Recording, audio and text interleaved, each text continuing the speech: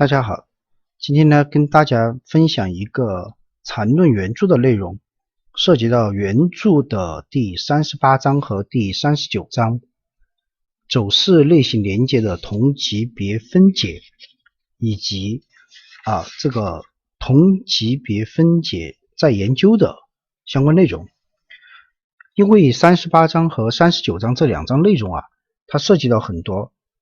一些小周期或者说同级别这种格局下怎么去进行买卖点的把握的内容。而在当下这个 A 股的市场当中呢，运用这样的技术进行小周期的买卖是非常适合的，非常适合的。所以说今天我会在这个地方跟大家做一个分享。因为38章和39章它整个的原文当中，它表述的非常非常的抽象，非常抽象，它完全是用一种数学语言来表达的相关的图形化的内容，所以大家看起来一定会觉得很晕，真的非常难以理解所以这个地方呢，我们就用画图的方式来做一个解读。那么在运用这个技术的时候呢，大家要注意，还必须掌握一个关于背驰的判断技术会涉及到运用 MACD， 包括运用均线的一些相关的东西都可以进行背驰判断，这个需要一些经验这个内容呢，今天就不在这个地方分享了，因为也比较多。今天重点分享的是这个同级别分解的情况下怎么去掌握买卖点。我们先看禅师呢，它分了两种情况。那么第一种情况，它表达的方式是这样表达的，就是说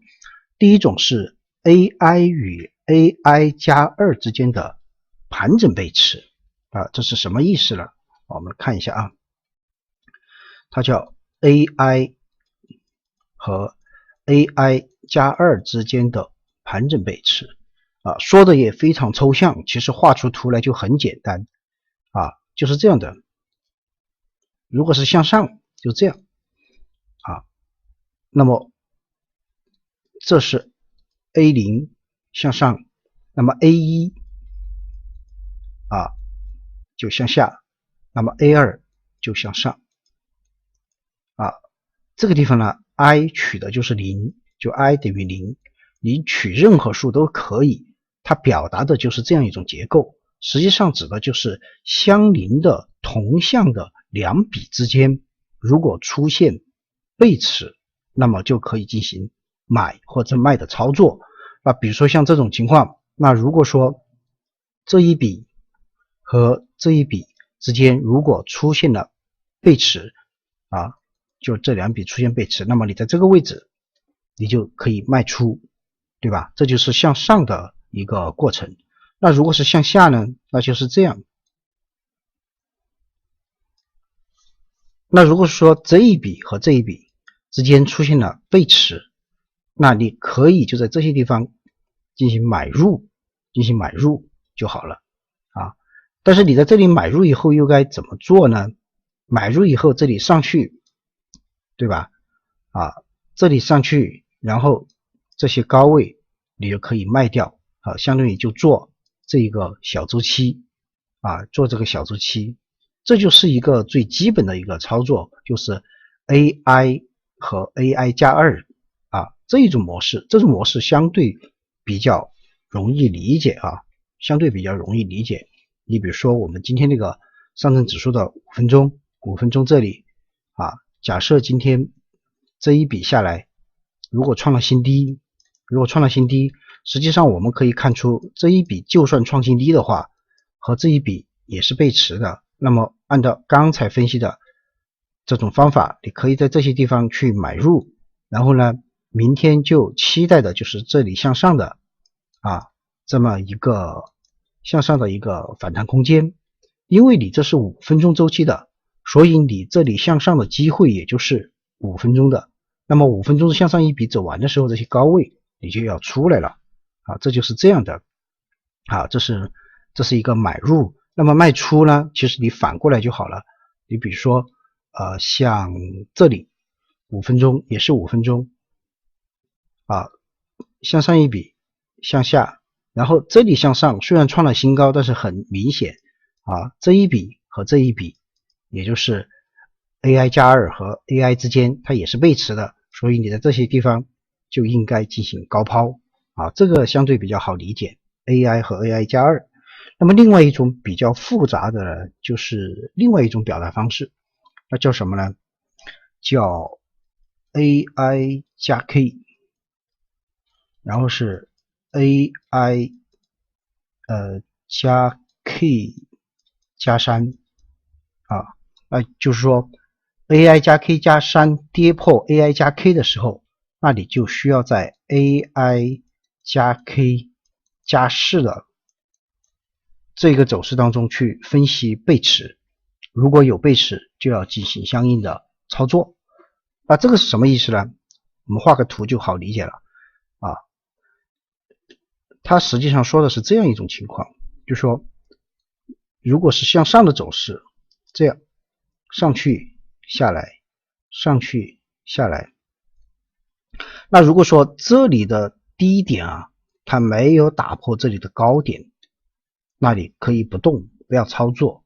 啊。什么时候可以操作呢？是指的是这里上去以后，再下来，这里的低点打破了这里的高点啊。如果用原文来表述，它就指的是 AI 加 K 加3低于了 AI 加 K， 就是这样。实际上这一笔就叫 AI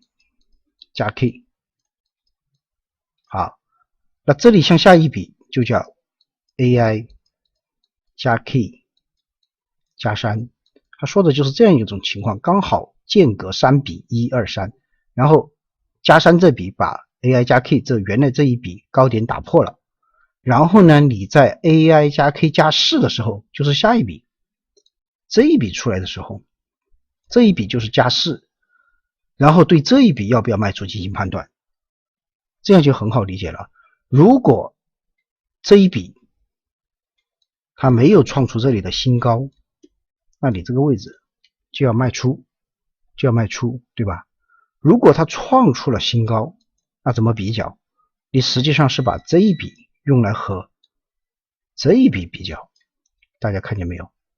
不是这一笔哦，不是这一笔，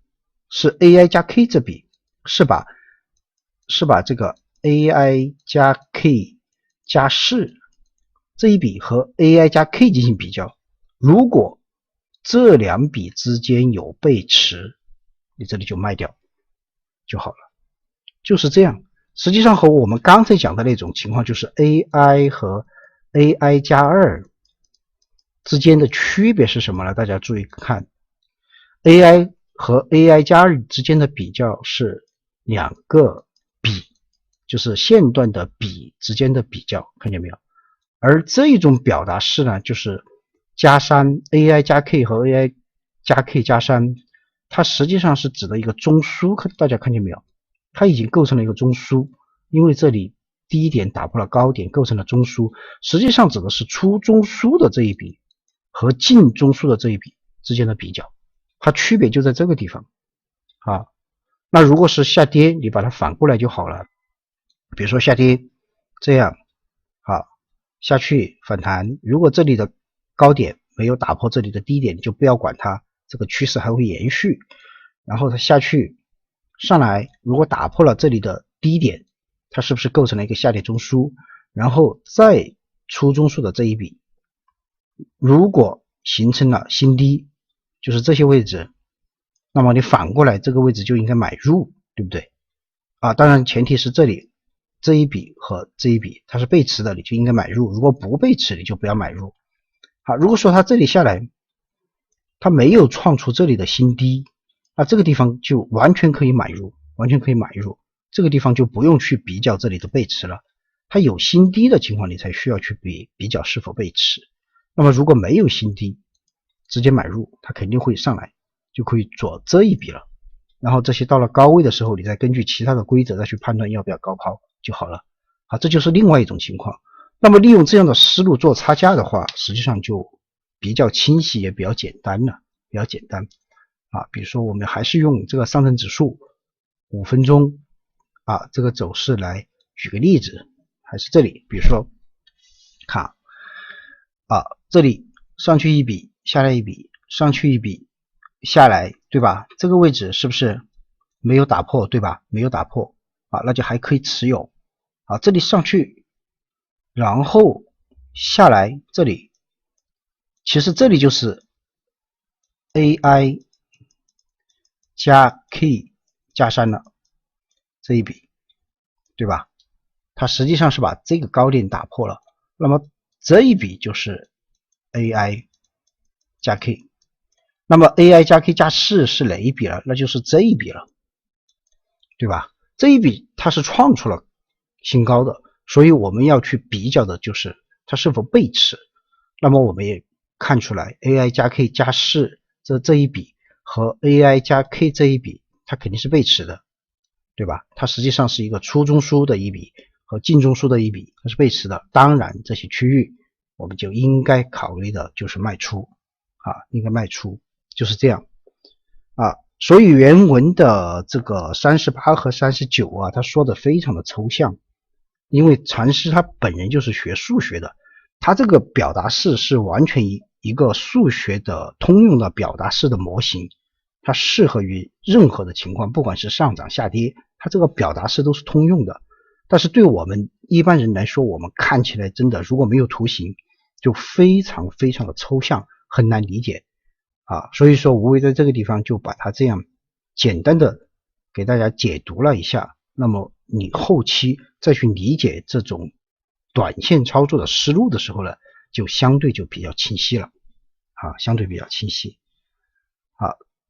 也希望呢今天分享的这个内容对大家未来的短线操作有很好的帮助作用。好，今天的分享就到这里，谢谢大家。